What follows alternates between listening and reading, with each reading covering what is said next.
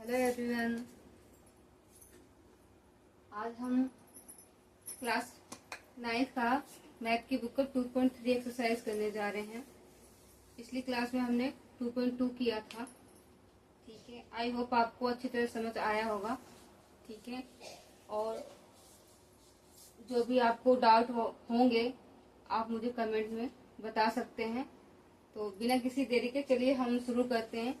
ठीक है, क्योंकि वीडियो वैसे भी और बातों में लंबी हो जाती है, तो मैं नहीं चाहती कि ज्यादा लंबी हो, कम समय में आपको अच्छे से समझ में आए, इसलिए चलो स्टार्ट करते हैं।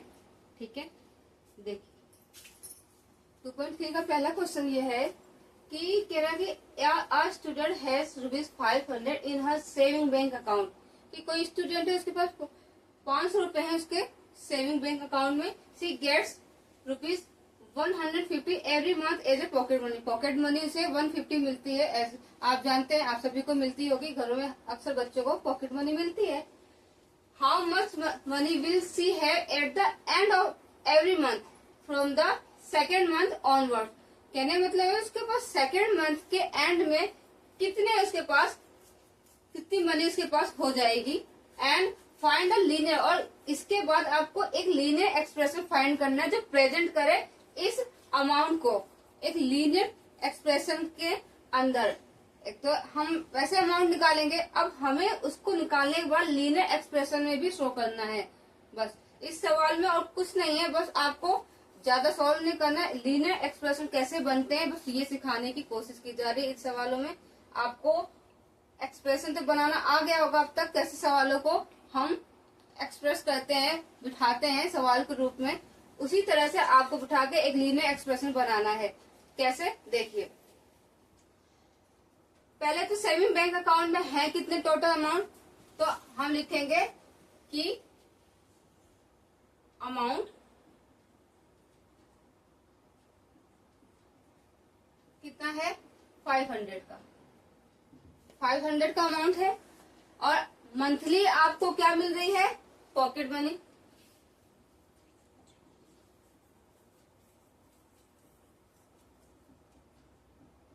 कितनी, 150 रुपीज की। ठीक है, अब ये हर महीने हर मंथ आपको 150 रुपीज मिलते हैं। ठीक है, यहाँ पे क्वेश्चन में एक चीज क्या बोल दी गई है कि सेकेंड मंथ से काउंट करना है कि उसके अकाउंट में कितने पैसे होंगे, कितने पैसे बनेंगे। तो सेकेंड मंथ से तो मैं आपको थोड़ा सा इजी करने के लिए, कि सेकेंड मंथ से तो हम काउंट कर लेंगे, लेकिन थोड़ा इजी करने के लिए मैं पहले मंथ से ही आपको करा रही हूँ। ठीक है, जिससे आपको इजी से समझ में आएगा, उसमें सेकेंड मंथ भी काउंट हो जाएगा। देखिए कैसे, मान लो first month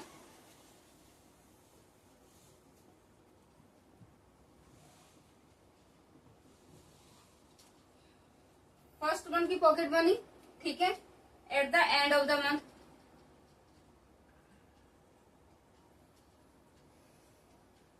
eight the end of month में, तो फर्स्ट मंथ की पॉकेट मनी कितनी हुई, 150।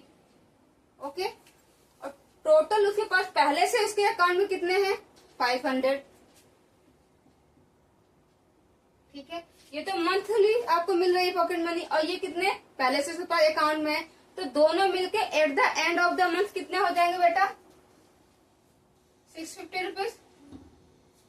क्लियर हो रहा है, 500 और 150 दोनों में एट द एंड, जब मंथ का एंड होगा तो उसके बाद 650 रुपीज के अकाउंट में हो जाएंगे। ये पहले मंथ की कहानी हुई। अब जो क्वेश्चन बोला सेकंड मंथ में, तो अगर मैं सेकंड मंथ का लिखूं बेटा, यहाँ शॉर्ट फॉर्म में लिख रही हूँ, सेकंड मंथ के एंड में कितने होंगे पॉकेट मनी के साथ उसके अकाउंट में पैसे। तो सेकंड मंथ में क्या होगा, फिर से वही हम करेंगे। क्या कर सकते हैं कि 500 तो यहाँ उसको मिले, आप 500 बाद में भी लिख सकते हो, पहले भी इससे कोई अंतर नहीं पड़े, कोई दिक्कत नहीं है। मैंने पहले यहाँ पे बाद में लिख दिया, आप पहले भी लिख सकते हो, कोई दिक्कत। तो 500 के पास मंथली जो सेविंग है उसके अकाउंट में, पहले से सेविंग अकाउंट में पैसे हैं वो हमने 500 लिख दिए। अब सेकंड मंथ में उसको मिल रहे हैं, तो पहले मंथ का अगर हम 150 काउंट करें और दूसरे मंथ में जो मिला 150 वो भी काउंट करें, तो टोटल कितना होगा eight the end of the second में, क्या होगा, यहाँ लिखेंगे 150 प्लस 150। ठीक है, तो कितने होंगे टोटल। ठीक है, अब एक चीज और देखो, मैं आपको कुछ समझाना चाहती हूँ, यहाँ एक एक्स्ट्रा पॉइंट। हम नॉर्मली जो बच्चे ऐड करते हैं वो ऐसे सीधे ऐड कर देंगे, लेकिन हम मैथ पढ़ रहे हैं, मैथ में कुछ इजी बनाने के लिए कुछ मेथड होते हैं जो आपको थोड़ा सीखने जरूरी है ताकि आप जल्दी सॉल्व कर पाए। अब 150 है, तो अगर हम 150 ऐसे करें बेटा 151, तो तभी भी हमारा 300 आ रहा है, आंसर 300 आ रहा है ना। पर अगर हम इसको ऐसे भी कर सकते हैं 2 इंटू 150 कर सकते हैं, 2 इंटू 150, तभी भी आंसर हमारा 300 आएगा ना। 2 किस लिए किया, क्योंकि 150 2 बार है, तो हम 2 बार कर सकते हैं ना। तो मैं यहाँ पे 2 बार 150 लिखने की बजाय मैं ये भी तो लिख सकती हूँ ना बेटा, ऐसे 2 150 लिख सकती हूँ ना, 2 150 लिख सकती हूँ, इसका भी आंसर 300 है। और वैसे करो 300, तो शॉर्ट टर्म में हम ऐसे कर सकते हैं ना, इसे इजी हो जाएगा थोड़ा। तो ये कितना हो जाएगा बेटा, 500 और 300 कितना हो गया, eight the end of month 800। ये second, eight the end of the second month में आपके 800 अकाउंट में होंगे। किसके, जिसके अकाउंट की बात कर रहे हैं जो स्टूडेंट के पास है, ठीक है। अब इसी तरह से हम थर्ड मंथ का काउंट करेंगे। थर्ड मंथ में फिर वही काउंटिंग चलेगी हमारी, क्या 500 150 पहले मंथ का, सेकेंड मंथ का और ये थर्ड मंथ का। तो हम इसको कैसे डिनोट कर सकते हैं बेटा, हम इसको ऐसे कर सकते हैं 3 150 लिख सकते हैं ना। जब मैं वहां 2 150 लिख के सॉल्व कर सकती हूँ, आंसर वही आएगा, तो मैं 3 150 करके भी तो कर सकती हूँ। 3 बार आ रहा है, 3 बार आ रहा है ना, 150 150 3 बार आ रहा है, कर सकती हूँ ना। तो थर्ड महीने के एंड ऑफ द मंथ कैसे लिखेंगे इसको, 500 ये रहा आपका, और 3 से करोगे 3 5 15 3 1 3 और ये 4, तो कितना आ गया आपके पास 950 आ गया ना, 950। ये क्या है, ये थर्ड मंथ के एंड में आ गया आपका, क्लियर है। तो इसी तरह से सीरीज चलती रहेगी। तो लेकिन अब उसने कहा, क्या कहा उसने कि and of the every month from the second month और फाइनल लीनियर एक्सप्रेशन। तो अब ये है कि का एंड मंथ, अब एंड मंथ का आपको यही नहीं नंबर कि आपको चौथे मंथ का कि 9 मंथ का कि 12 मंथ का कितना पूछा है, कुछ नहीं दिया है आपको। तो हम एक इस पैटर्न में आपको ये समझाना चाह रही हूँ कि यहाँ पे क्या हो रहा है, यहाँ पे ये हो रहा है कि यह 2 मंथ का काउंट किया तो मैंने 2 लिख दिया, 2 से मैंने इंटू कर दिया है। यहाँ 950 है थर्ड मंथ का। अब eight the and month money कैसे हम लिखेंगे, एंड हमारा मंथ है, ठीक है, हम मंथ इसको माने क्योंकि एंड मंथ हमें निकालना है। यहाँ मैं मंथ से ही मल्टीप्लाई करके आपको समझाया मैंने कैसे हुआ, यहाँ 3 मंथ का या सेकेंड मंथ का, तो एंड मंथ का भी क्या होगा, एंड मंथ इंटू 150 कर सकते हैं इजी से। तो अब हमारे पास लीनियर एक्सप्रेशन कैसे बनेगा, यहाँ लिखेंगे हम लीनियर एक्सप्रेशन कैसे बनेगा बेटा, ये 500 यही रहा और ये n इससे इंटू होकर क्या बन जाएगा बेटा 150n, क्या हो गया 150n। अब यहाँ पे एक चीज और समझने की है आपको, जो ये वेरिएबल के साथ होते हैं डिजिट, ये अक्सर पहले लिखे जाते हैं ना कि बाद में। तो यहाँ मैंने बाद में लिखा, तो आप इसको सीधा करके कैसे लिखेंगे 150n प्लस में 500, ये आपका लीनियर एक्सप्रेशन बन गया। तो ये फर्स्ट क्वेश्चन आपका सॉल्व हो गया। चलते हैं सेकंड क्वेश्चन पे। आप देखते हैं सेकंड क्वेश्चन। सेकंड क्वेश्चन क्या कह रहा है कि अ रैली स्टार्ट्स विद 120 मेंबर्स, एक रैली है जो 120 मेंबर्स के साथ स्टार्ट हो रही है।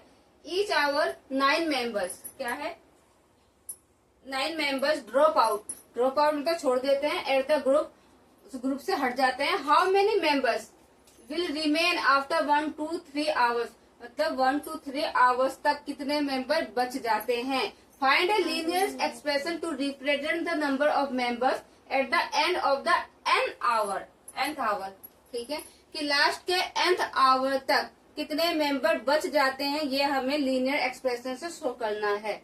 अब पहले क्वेश्चन में हमने देखा था क्या कि अकाउंट में पैसे बढ़ रहे थे, 150 मंथली पॉकेट मनी बढ़ रही थी, बट यहाँ पे आप देखोगे ड्रॉप आउट हो रहा है। क्या हो रहा है, ड्रॉप आउट मतलब क्या करना है कि घट रहे हैं, छोड़ के जा रहे हैं मेंबर्स, ठीक है। तो वहाँ ऐड कर रहे थे, यहाँ हम क्या करेंगे, इसका मतलब सब्ट्रैक्ट करेंगे, घटा देंगे हम। तो पहले हम लिखेंगे कि टोटल मेंबर्स कितने 9, क्या ईच 1 आवर में, ठीक है, ईच। तो टोटल मेंबर्स कितने हैं, मेंबर्स कितने हैं आपके 9 9 मेंबर्स है। ओके, अब आपका क्या है कि पहले हम कहेंगे फर्स्ट आवर में कितने मेंबर, अब 9 मेंबर है बेटा, तो फर्स्ट आवर में आपके मेंबर कितने बचेंगे? ठीक है, 9 मेंबर्स 8 हो रहे हैं आपके, मतलब ड्रॉप आउट कर रहे हैं, तो 9 मेंबर्स ये है। तो अगर हम फर्स्ट आवर का लेंगे तो आपको कैसे इसको फाइंड करना है? ठीक है, तो आपके 9 ये हैं, तो हम लिखेंगे फर्स्ट आवर में, फर्स्ट आवर मेंबर्स। ठीक है, ये 9 है, टोटल तो 9 है। ठीक है, 120 मेंबर्स टोटल। कितने बेटा? 120। कहूंगी 9 कैसे है? टोटल आपके कितने हैं? टोटल 120 मेंबर्स है। ठीक है, फर्स्ट आवर में 9 मेंबर्स ड्रॉप आउट कर रहे हैं, फिर सेकंड में भी ड्रॉप आउट करेंगे, फिर थर्ड में भी ड्रॉप आउट करेंगे, ऐसे करते करते जो nth आवर आएगा उसमें भी ड्रॉप आउट करके वो कितने लास्ट में बचेंगे हमको ये शो करके फिर लीनियर एक्सप्रेशन में शो ऑफ कर देना है। अब यहाँ पे क्या है कि 120 तो टोटल मेंबर्स हैं और फर्स्ट आवर में 9 मेंबर छोड़ के जा चुके हैं, तो हम इसको कैसे दिखाएंगे? हम इसको यहाँ 9 पहले भी लिख सकते हैं या आप चाहो तो लास्ट में भी लिख सकते हो। पहले टोटल आएंगे, टोटल कितने? 120 मेंबर्स हैं और 9 मेंबर छोड़ के जा चुके हैं क्या? फर्स्ट आवर में। तो हम यहाँ क्या करेंगे? 9 कर देंगे। छोड़ के जा रहे तो हम घटाएंगे ना, माइनस करेंगे ना, -9 कर दिए तो 120 में से बेटा 9 गए तो कितने बचे होंगे? 111। ठीक है, 111 बचेंगे। 10 में से 9 गया 1 ठीक है, करेक्ट। अब हमें क्या करना है? अब सेकेंड आवर का निकालना है। सेकेंड आवर मेंबर कितने बचेंगे सेकेंड आवर में? तो ये 111 है। अब सेकेंड आवर का में तो हम क्या करेंगे? सेकेंड और फर्स्ट दोनों के ड्रॉप आउट मेंबर को लिखेंगे। जैसे वहां हम 150 दो बार लिख रहे थे ना कि फर्स्ट मंथ का सेकेंड मंथ का भी लिख रहे हैं, ऐसे यहाँ भी फर्स्ट आवर और सेकेंड आवर दोनों को हमें लिखना है। तो हम क्या करेंगे? यहाँ 120, यहाँ फर्स्ट आवर के मेंबर जो ड्रॉप आउट हुए थे, फिर सेकेंड आवर के भी जो ड्रॉप आउट हुए थे। आधी बात क्लियर हो रहा है? फर्स्ट वाला क्वेश्चन याद आ रहा होगा, 150 करके ऐसे 9 किया। अब मैंने आपको एक मेथड समझाया था बेटा, याद आया? उसको मैं इसको अब 9 दो बार आ रहा है तो 9 दो बार लिखने के बजाय मैं इसको यूं भी तो कर सकती हूँ। 9 इंटू -9 क्यों किया? क्योंकि यहाँ हमें माइनस करना है। ठीक है, और आप वैसे भी कर सकते हो तो वैसे कर सकते हो तो ऐसे कर लो। -9 क्या होते हैं? माइनस जब भी होता है बेटा तो प्लस हो जाते हैं, बस साइन माइनस का ही आता है, आपको पता होगा। तो 9 कितना होता है? 18। अब हम इसको ऐसे भी कर सकते हैं, -9 9 18 दोनों पर साइन माइनस का तो माइनस आता है, आपको पता होगा। माइनस प्लस हो जाते हैं पर साइन माइनस का लेके आते हैं। और हमें शॉर्ट करने के लिए यहाँ कर सकते हैं, 2 बार 9 आया है तो 2 लिख दिया, मतलब 2 लिख दिया और इंटू कर दिया -9 से, क्योंकि ये माइनस साइन लिया हुआ है। तो 2 9 18, फिर भी आंसर क्या आएगा मेरा इसका? -18। तो चाहे मैं ये फॉर्मूला चाहे ये इस तरह से यूज करूँ चाहे इस तरह से यूज करूँ, दोनों बात एक ही है, दोनों आंसर एक ही आएंगे। तो मैं क्यों ना इसको ऐसे यूज कर लूं कि 120 2 9। अब यहाँ माइनस मैंने क्यों नहीं लगाया? क्योंकि मैंने जब माइनस यहाँ लगा दिया तो यहाँ लगाने की क्या जरूरत है? माइनस तो वैसे भी आएगा ना, माइनस और माइनस 2 बार हो रहा है तो ये माइनस यहाँ लगा दी इन दोनों का। यहाँ 2 9 18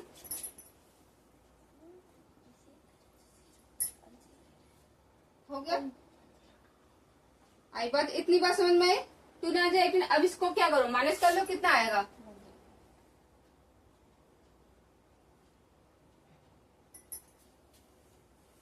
टेन में से 8 गया 2, ठीक है, 1 1 0 और 1। क्लियर है? 102 आ गया। इतनी बात समझ में आ रही बेटा? अब आगे इसी तरह से प्रोसेस चलेगा। अब सेकंड है तो थर्ड का भी देखो, थर्ड आवर का। थर्ड आवर मेंबर कितने होंगे बेटा? थर्ड आवर मेंबर होंगे कितने? अब वही चीज हमें लिखनी है। क्या लिखनी है? कि हमें 120 तो लिखना ही लिखना है।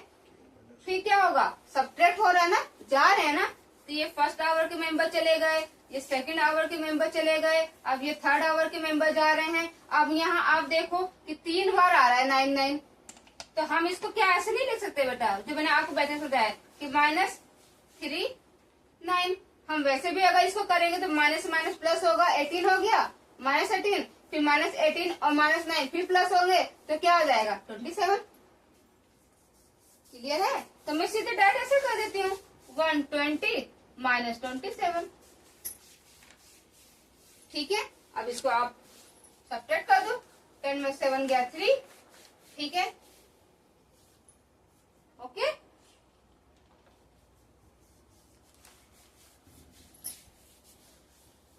बस समझ में बेटा, 10 में से 7 जाएगा 3, 1, 11 2 गया 9, 93 बचे। तो क्या है कि थर्ड आवर में 93 बचे। अब मुझे इसको लीनियर एक्सप्रेशन पे दिखाना है। तो लीनियर एक्सप्रेशन में कैसे दिखाएंगे हम?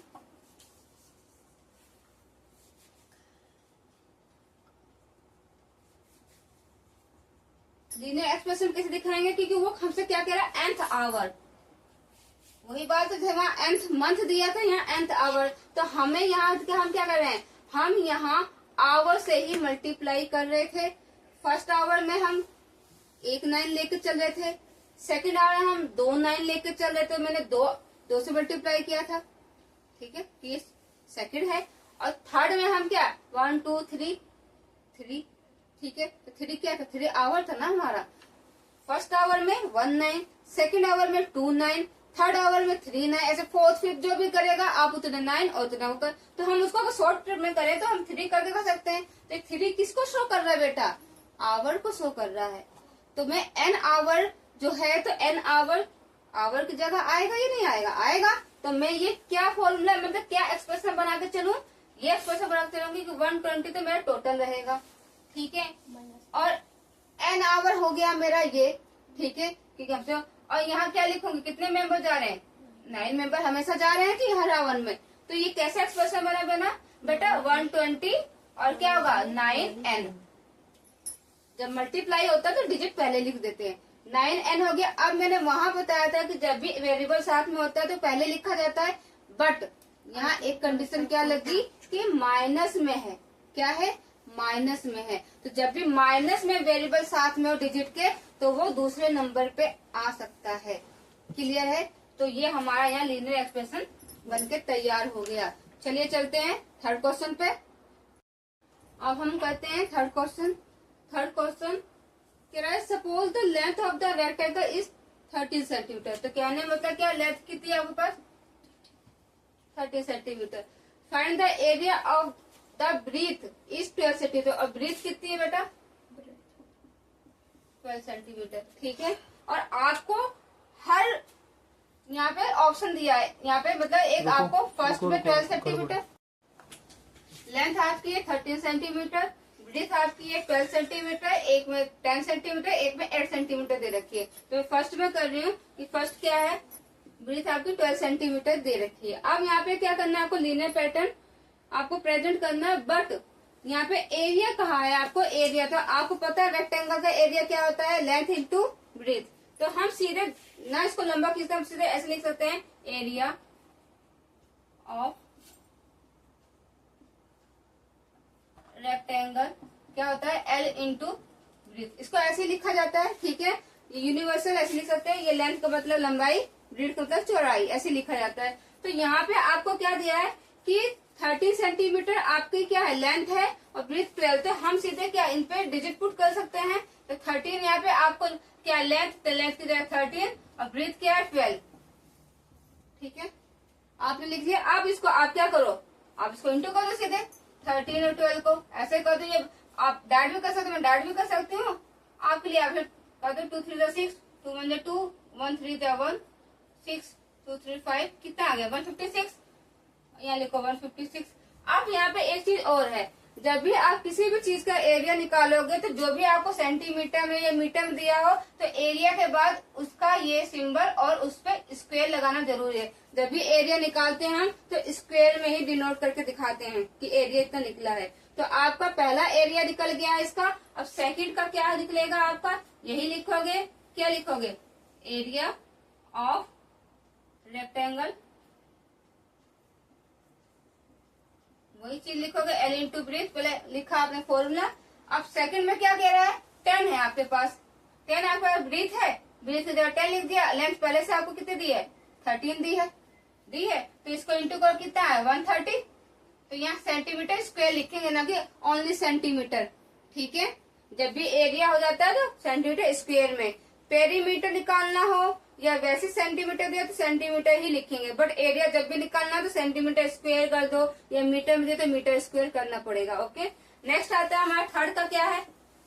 थर्ड में हमारे पास क्या है, वही लिखेंगे। एरिया ऑफ रेक्टेंगल क्या है, एल इंटू ब्रीथ। एल कितनी है, तो हमारी 13 चली आ रही है। इस बार ब्रीथ कितनी हो गई बेटा, 8 हो गई है। इंटू कर दो, 8 3 24, 2 8 1 8, 104। इसको सेंटीमीटर स्क्वायर कर दो। क्लियर।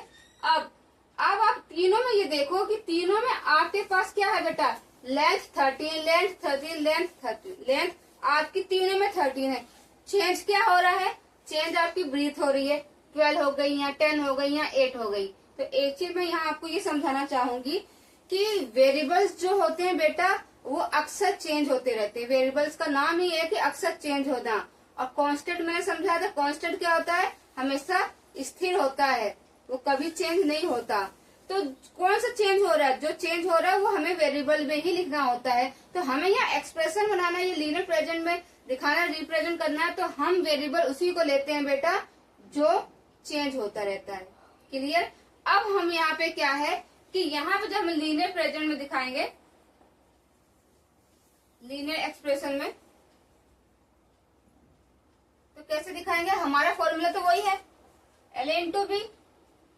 क्लियर है। तो एल हमारे पास क्या है 13, बी हमारे पास क्या है, चेंज हो रही है ना बेटा, बी तो चेंज हो रहा है। तो बी हम क्या करेंगे, बी हमारा क्या हो रहा है, हमेशा चेंज हो रहा है। कभी 12 है, कभी 10 है, कभी 8 है।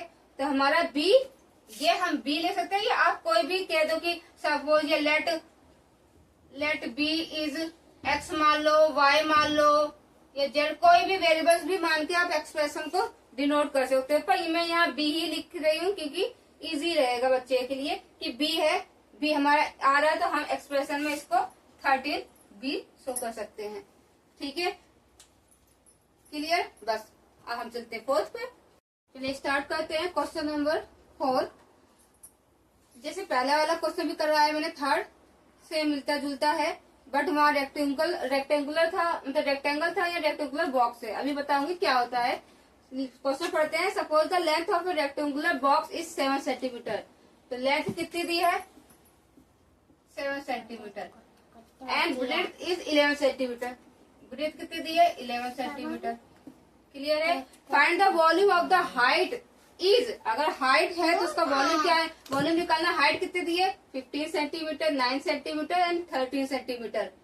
फाइंड द लीनियर पैटर्न, उसी को लीनियर पैटर्न में हमें शो करना है। पहले हमें वॉल्यूम निकालना होगा, फिर उसको लीनियर पैटर्न में हमें शो करना होगा। तो हम ये देते हैं कि रेक्टेंगुलर बॉक्स क्या होता है। आपने पिछली क्लास में पढ़ा होगा कि क्यूबॉइड, तो क्यूबॉइड क्या होता है, क्यूबॉइड को ही रेक्टेंगुलर बॉक्स बोलते हैं। ठीक है, तो लाइक है क्यूबॉइड,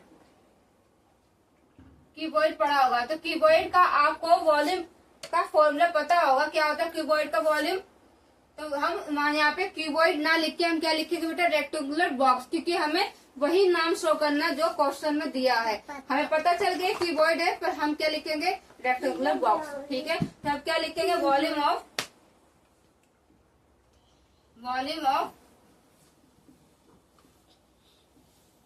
रेक्टेंगुलर बॉक्स क्या होता है बेटा, L into B into H.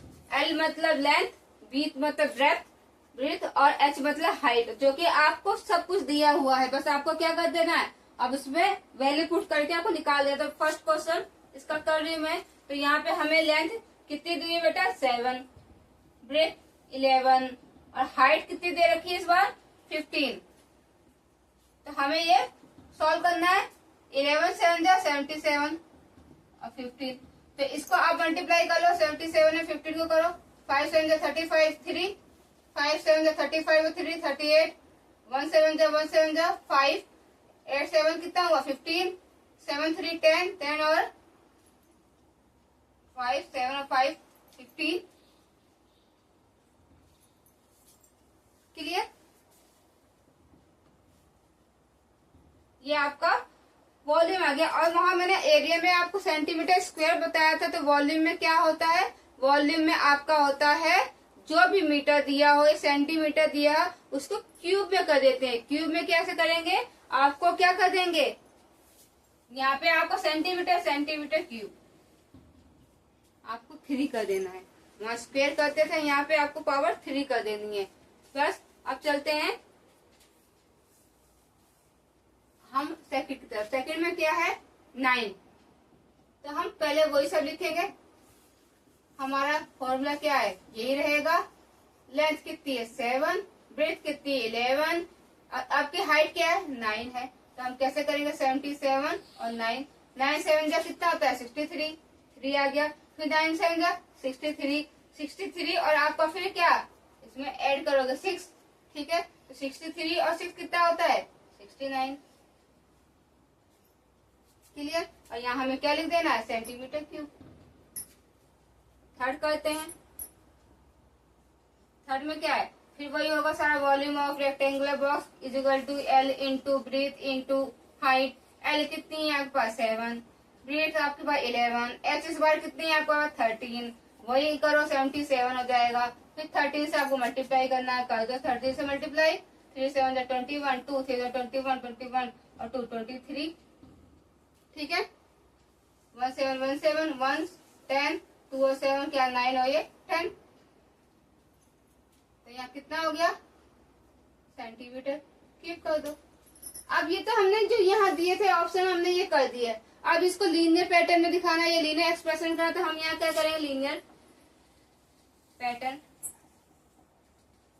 क्या शो करेंगे। अब यहाँ ये देखोगे कि आपका चेंज क्या हो रहा है, चेंज हर बार क्या हो रहा है, हाइट चेंज हो रही है। आपकी लेंथ 7 है, ब्रेथ 11 है, यहाँ भी फिर 7 है 11 है, यहाँ भी फिर 7 11, मतलब तीनों में आपको लेंथ और ब्रेथ तो 11 और 7 यही मिला जा रहा है, ठीक है। चेंज क्या है, हाइट चेंज हो रही है, कभी 15 हो जाती है, कभी 9 हो जाती है, कभी 13 हो जाती है। तो चेंज कौन हो रहा है, ये तो वेरिएबल कौन बनेगा, यही जो चेंजेबल है वो वेरिएबल बन जाएगा। अब वेरिएबल मैंने आपको बोला था आप कुछ भी ले सकते हो, आपका जो मन करे आप उसको ले सकते हो, चाहे ए से लेकर जेड तक जिसको भी आप लेना चाहो ले सकते हो। यहाँ वहां मैंने बी को ही ले लिया था, आप यहाँ एच को ही ले सकते हो। तो आपको क्या करना है, बस वही फॉर्मूला लिखना है, लिख दिया आपने। तो आपको लेंथ कितनी दी है 7, ब्रेथ कितनी दी है 11, एच कितना दिया है आपको, हमेशा चेंज होता हुआ दे रहा है, हमें यही वेरिएबल मान लेना है, जो चेंज हो रहा है उसी वेरिएबल एच मान लो। आपका मन ना हो तो आप डी मान लो, एन मान लो। चलो मैं मान लेती हूँ, आपके लिए मान लेती हूँ डी, तो मुझे यह शो करना पड़ेगा, लेकिन अगर मैंने डी माना है तो मैं यहाँ लिखूंगी हाइट, हाइट को मैं मानूंगी हाइट इज डी। लेट कर लो, ये कुछ भी कर लो आप कि आपने हाइट को डी माना है, या एच भी मान सकते हो। अगर डी मानोगे बेटा तो क्या आ जाएगा 77 इंटू डी, तो क्या हो गया 77 डी, ये आपका पैटर्न बन गया। और अगर एच ही मान के चलते हो, मान लो एच ही मान के चलो, मैंने यहाँ डी लिख दिया है, अगर मैं यहाँ पे ये जैसे मैंने यहाँ डी लिख दिया है, यहाँ तो ये फॉर्मूला था, सॉरी फॉर्मूला को छेड़ना नहीं है, यहाँ मैंने डी एच को डी मान लिया, हाइट इज डी मान लिया। अगर मैं एच ही रहने देती, नहीं कुछ करती, तो ये क्या बनता बेटा, अगर मैं एच रहने देती तो ये 77 एच बन जाता, बस इतना अंतर होता और कोई बात नहीं थी। अगर एच ही लेके चलते हम, आपकी मर्जी है, आप वेरिएबल्स को कुछ भी मान सकते हो, बस वहां पे आपको डिनोट करना पड़ेगा। चलिए चलते हैं नेक्स्ट क्वेश्चन पे, क्वेश्चन नंबर 5, और ये एक्सरसाइज का लास्ट क्वेश्चन है, ठीक है। देखिए, Sarita is reading a book of 500 pages. Sarita एक बुक है जिसमें 500 पेजेस है, वो पढ़ती है। She reads 20 pages every day, मतलब हर दिन वो 20 पेजेस पढ़ती है। How many pages will be left after 50 day, 15 दिन के बाद कितने पेजेस बच जाएंगे, ठीक है। एक्सप्रेस करना से लीनियर पैटर्न में, तो पहले हम कहेंगे नंबर ऑफ पेजेस कितने हैं 500, एवरी डे रीड कितने करती है बेटा 20 पेजेस, ठीक है। Total pages 500, every day read 20 pages, ठीक है। तो यहाँ कह रहे कि 20 page, how many page will be left after 15 days, ठीक है। 15 डेज आफ्टर लेफ्ट, 15 डेज के बाद कितने बच जाएंगे उसके पास, ठीक है। तो हमें क्या करना है 15 डेज, तो क्या है यहाँ लिखो 15 डेज रीड पेजेस, मतलब 15 देखते तो उससे रीड किए हैं ना, तो क्या एवरी डे 20 कर रही है, तो पहले 15 डेज तक रीड किए तो 20 कितना आया ये आप देखो 300 आ गया। 15 टू 30, 13 में 0 और ऐड कर दो 300 पेजेस हो गए। मतलब 15 डे का हिसाब क्या है कि 15 डे में 300 पेजेस पढ़ लेती है। ठीक है, तो क्या है कि आफ्टर 15 डेज के बाद कितने बचे थे, अब आफ्टर तो मंथ होता है कितना 30 का, 15 डेज की बात हुई। अगर हमें निकालना ही है कि 15 डेज से तो 300 पढ़ लिए हैं, तो बाकी लेफ्ट कितना हुआ, लेफ्ट पेजेस कितने बचे, लेफ्ट पेजेस इस 500 टोटल है और 300 पढ़ चुकी है, तो हम उसको 300 को माइनस कर देंगे तो कितने आ गए 200 पेजेस, कितने आ गए 200 पेजेस। ठीक है, टोटल 500 थे और 15 डेज तक तो 300 पढ़ लिए, बाकी कितने बच गए 200 पेजेस। अब इसको लीनियर पैटर्न पे शो करना है, क्या करना है लीनियर पैटर्न पे, तो हम कैसे शो करेंगे।